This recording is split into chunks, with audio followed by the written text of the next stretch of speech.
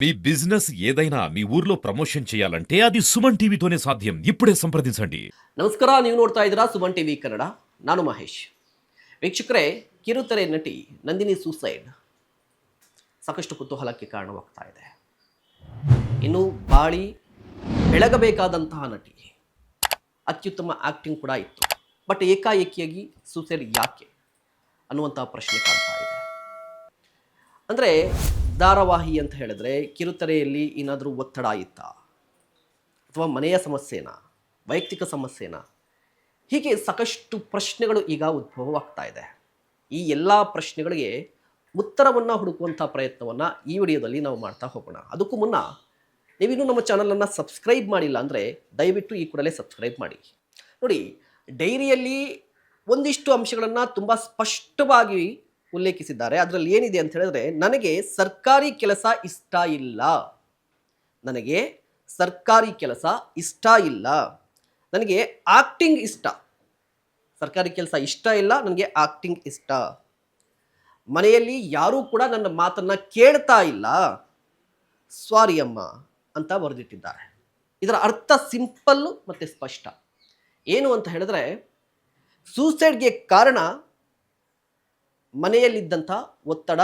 ಆ ಒತ್ತಡ ಏನು ಅಂತ ಹೇಳಿದ್ರೆ ಸರ್ಕಾರಿ ಕೆಲಸವನ್ನು ಮಾಡಬೇಕು ಅಂತ ಹೇಳಿ. ಹಾಗಾದರೆ ನಂದಿನಿ ಅವ್ರಿಗೆ ಈಸಿಯಾಗಿ ಕೆಲಸ ಸಿಕ್ಬಿಟ್ಟಿರುತ್ತಾ, ಅಂದರೆ ಸಿಕ್ಬಿಡ್ತಾ?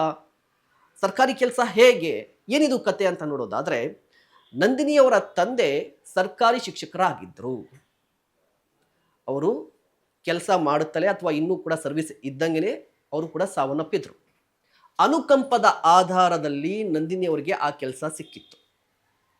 ಆದರೆ ನಂದಿನಿಯವರಿಗೆ ಈ ಸರ್ಕಾರಿ ಕೆಲಸಕ್ಕಿಂತ ಆಕ್ಟಿಂಗ್ ಮೇಲೆ ತುಂಬ ಆಸಕ್ತಿ ಇತ್ತು. ಇದೇ ಕಾರಣಕ್ಕಾಗಿ ರಾಜರಾಜೇಶ್ವರಿ ನಗರದಲ್ಲಿ ಆಕ್ಟಿಂಗ್ ಕ್ಲಾಸ್ಗೂ ಕೂಡ ಸೇರಿಕೊಂಡಿದ್ರು.